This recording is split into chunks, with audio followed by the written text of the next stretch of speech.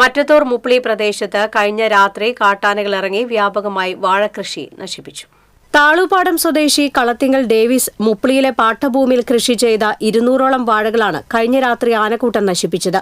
കഴിഞ്ഞ ദിവസങ്ങളിലും തുടർച്ചയായി ഇവിടെ കാട്ടാനയിറങ്ങി കൃഷി നശിപ്പിച്ചിരുന്നു. ഡേവിസ് കൃഷി ചെയ്തിട്ടുള്ള 2000ഓളം വാഴകളിൽ 600ഓളം വാഴകൾ ഇതുവരെ കാട്ടാനക്കൂട്ടം നശിപ്പിച്ചു കഴിഞ്ഞു. ഇഞ്ചക്കുണ്ട പരുന്തുംപാറയിൽ ഈ കർഷകൻ കൃഷി ചെയ്ത വാഴകളും കാട്ടാനകൾ നശിപ്പിച്ചിരുന്നു.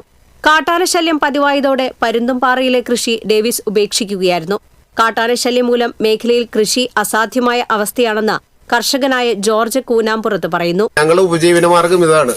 ഈ ആനയുടെ ശല്യം കാരണം ഞങ്ങൾ നിരന്തരം ബുദ്ധിമുട്ടുകയാണ്. ഇത്തരം അവസ്ഥയിൽ ഞങ്ങൾ സോളാർ ഫെൻസിങ് ഞങ്ങളുടെ സ്വന്തം ചെലവിലാണ് ചെയ്തിരിക്കുന്നത്. ഇതിനെയൊക്കെ അതിജീവിച്ചുകൊണ്ടാണ് ഇപ്പോൾ ഇത്തരം മേഖലകളിലേക്ക് ആനകൾ ഇറങ്ങി വരുന്നത്.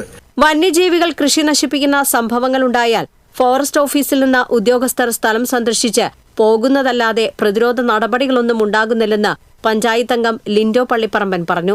ഇത് 6ഓളം തവണയാണ് ഇപ്പോൾ ആനകൾ ഇവിടെ ഇറങ്ങി ഈ വാഴകളെല്ലാം നശിപ്പിച്ചിരിക്കുന്ന ഒരു വലിയ ദുരന്തമായി മാറിയിരിക്കുന്ന ഒരു വാഴത്തോട്ടത്തിലാണ് നമ്മളിപ്പോൾ നിൽക്കുക. ഇവിടെ ജനങ്ങളുടെ ദുരിതങ്ങൾ ചോദിച്ചറിയാനോ അല്ലെങ്കിൽ ആ പ്രശ്നങ്ങൾക്ക് പരിഹാരം ചെയ്യാനോ സർക്കാരുകൾ ഒരു തരത്തിലും ഇടപെടുന്നില്ല എന്നുള്ളതാണ്. ഇവിടെ കർഷകർക്ക് ജീവിക്കാൻ കഴിയുന്നില്ല. 10,000-കണക്കിന് കർഷകരാണ് മലയോര മേഖലകളിൽ താമസിക്കുന്നവരാണ് ഇവിടെ ജീവിതത്തിനും മരണത്തിനും ഇടയിൽ നിൽക്കുന്നത്. ഇവിടെ ഉദ്യോഗസ്ഥരടക്കം കൈമലർത്തിക്കൊണ്ട് ഞങ്ങൾ എന്ത് ചെയ്യുമെന്ന് പറഞ്ഞു നിൽക്കുമ്പോൾ ഇവിടുത്തെ ജനങ്ങൾ എന്ത് ചെയ്യുമെന്ന് പറഞ്ഞ് ആരോടാണ് പരാതി പറയുക?